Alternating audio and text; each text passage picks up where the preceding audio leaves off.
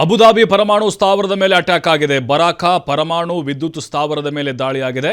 ವಿದ್ಯುತ್ ಜನರೇಟರ್ಗೆ ಡಿಕ್ಕಿ ಹೊಡೆದಿದೆ ಡ್ರೋನ್. ಪರಮಾಣು ಸ್ಥಾವರದ ಆವರಣದಲ್ಲಿರುವಂಥ ವಿದ್ಯುತ್ ಜನರೇಟರ್ ಇದು. ಪರಮಾಣು ಸ್ಥಾವರದ ಮೇಲೆ ಇರಾನ್ ದಾಳಿ ಮಾಡಿರುವಂಥ ಶಂಕೆ ಇದೆ.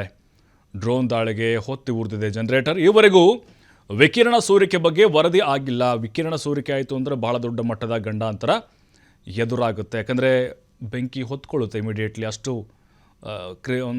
ನಾಶವಾಗುವಂಥ ಒಂದು ವಿಕಿರಣ ಆಗಿರುತ್ತೆ ಅದು. ಅಂತಾರಾಷ್ಟ್ರೀಯ ಪರಮಾಣು ಶಕ್ತಿ ಸಂಸ್ಥೆ ನಿಗಾ ಇಟ್ಟಿದೆ ಈಗ ಇದ್ರ ಮೇಲೆ. ಇರಾನಿಂದ ಪದೇ ಪದೇ ಗಲ್ಫ್ ರಾಷ್ಟ್ರಗಳು ಟಾರ್ಗೆಟ್ ಆಗ್ತಾ ಇದೆ. ಈಗಲೂ ಇರಾನ್ ದಾಳಿ ಮಾಡಿರೋ ಬಗ್ಗೆ ಶಂಕೆ ಇದೆ.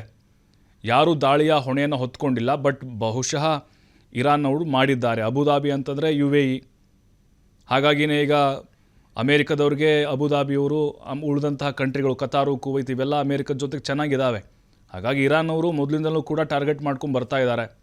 ಈಗ ಇವರೇ ಪರಮಾಣು ಸ್ಥಾವರದ ಆವರಣದಲ್ಲಿರುವಂತಹ ಜನರೇಟರ್ನ ಗುರಿಯಾಗಿಸಿಕೊಂಡು, ಅಂದರೆ ಅಣು ಸ್ಥಾವರನೇ ಗುರಿಯಾಗಿರೋದು, ಬಟ್ ಅಲ್ಲಿ ಅದು ಬಿದ್ದಿರೋದು ಕಂಪ್ಲೀಟಾಗಿ ಈಗ ನಾಶ ಆಗಿಬಿಟ್ಟಿದೆ. ಬಟ್ ವಿಕಿರಣ ಇಲ್ಲಿ ಸೋರಿಕೆಯಾಗಿದೆಯಾ ಇಲ್ವಾ ಅನ್ನೋದ್ರ ಬಗ್ಗೆಯೂ ಕೂಡ ವರದಿಗಳಾಗ್ತಾ ಇಲ್ಲ. ನಾವು ಇರಾನ್ನ ಕೆಲವೊಂದಿಷ್ಟು ಅಣು ಸ್ಥಾವರಗಳು ನೋಡಿದ್ವಿ. ಅಮೇರಿಕ ದಾಳಿ ಮಾಡಿದಾಗ ಏನು ನದಿ ಹರಿದಂಗೆ ಹರ್ಕೊಂಡು ಬಂದಿತ್ತು. ಆ ಸಂದರ್ಭದಲ್ಲಿ ದೊಡ್ಡ ಮಟ್ಟದ ಒಂದು ವಿನಾಶದ ಹಂತಕ್ಕೆ ತಲುಪಿತ್ತು ಆ ಪ್ರದೇಶಗಳು. ಬಟ್ ಈಗ ಮತ್ತೊಂದು ಯುದ್ಧಕ್ಕೆ, ಅಂದರೆ ಮತ್ತೊಂದು ಹಂತದ ವಾರ್ಗೆ ಇರಾನ್ ಇಲ್ಲಿ ಕರೆ ಕೊಟ್ಟಂಗೆ ಕಾಣಿಸ್ತಾ ಇದೆ. ಈಗಾಗಲೇ ಅಮೇರಿಕಕ್ಕೂ ಕೂಡ ತಾಂಗಳನ್ನು ಕೊಡ್ತಾನೆ ಇದ್ದಾರೆ ಅವರು. ಬಟ್ ಈಗ ಯುದ್ಧ ಕಡಿಮೆ ಆಯಿತು ಅಂತ ಎಲ್ಲರೂ ಅಂದ್ಕೊಂಡಿದ್ರು. ಬಟ್ ಈ ಮೂಲಕ ಇರಾನ್ ಅಷ್ಟೇ ನಾವು ಇನ್ನೂ ಕೂಡ ಹಿಂದೆ ಸರಿದಿಲ್ಲ ಅನ್ನುವಂಥ ಒಂದು ಸಂದೇಶವನ್ನು ಇಡೀ ವಿಶ್ವ ಕೊಟ್ಟಿದೆ.